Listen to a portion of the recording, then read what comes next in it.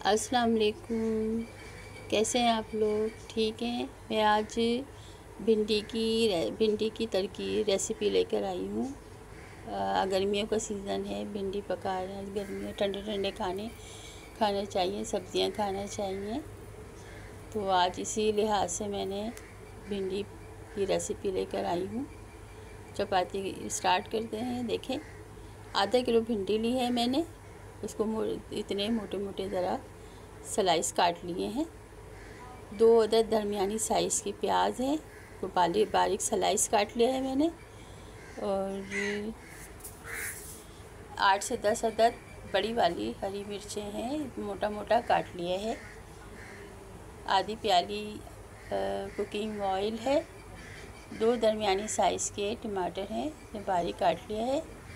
और 8 से 6 से 7 अदद 8 अदद गोल वाली लाल मिर्चें। पतीली को चूल्हे पे चढ़ा दिया। अब इसमें तेल डालेंगे, आधी प्याली तेल डालेंगे इसके अंदर।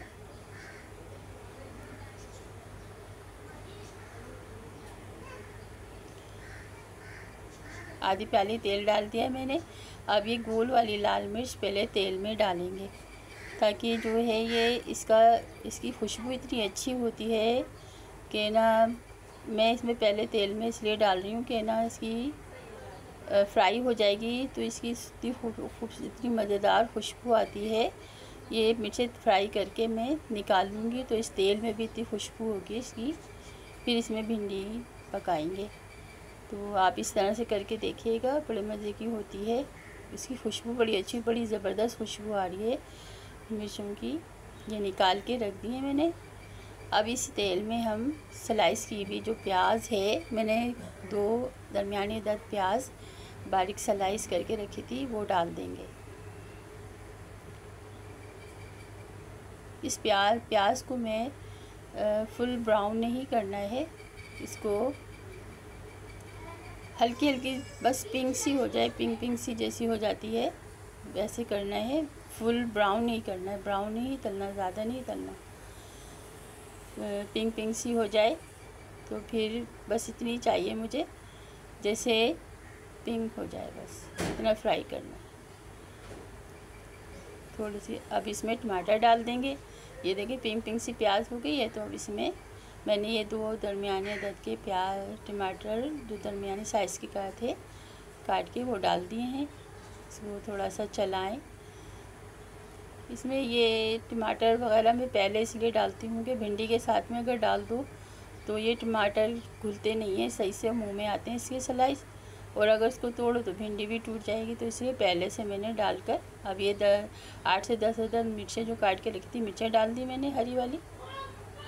अब इसको टमाटर को मैं इसलिए डालेंगे गल जाइए टमाटर, पहले अच्छी तरह से गल जाएंगे तो फिर इसमें मैं भिंडी डालूँगी।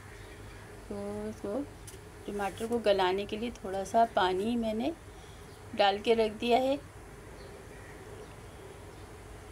थोड़ा सा पानी डाल के अब इसको चूल्हा ढक कर रख दूँगी हल्की आंच पे।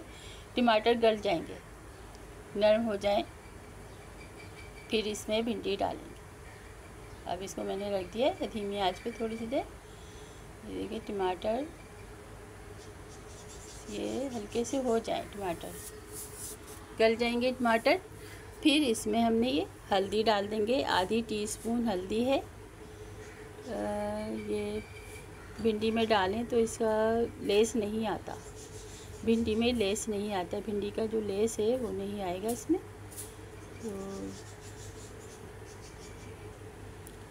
तो इसको मैंने आधी टीस्पून हल्दी डाल दी है इसमें। तो थोड़े से टमाटर को चलाएंगे, गल जाए टमाटर, मेल्ट हो जाए, पूरे पीस ना रहें इसमें। अगर पीस रहेंगे तो वो भिंडी में जायका नहीं आता। तो इसको ढक कर रख दिया है। अब ये देखें टमाटर तकरीबन मेरे ख़्याल से ये टमाटर बिल्कुल तैयार हो गए हैं, ऐसे बाहर बिल्कुल मेल्ट हो गए हैं, गल गए हैं, अच्छे से गल गए हैं।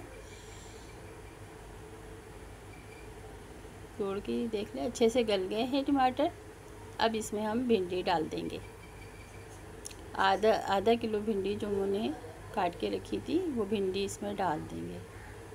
भिंडी को अच्छी तरह से कोट कर दिया ऊपर नीचे। फिर इसमें नमक डाल दिया। नमक हस्बे ज़रूरत है, आप जैसे नमक इस्तेमाल करती हैं तो वैसा ही घर में आप लोग अपने टेस्ट के हिसाब से नमक डालें। मैंने 1 टीस्पून नमक डाला है इसमें।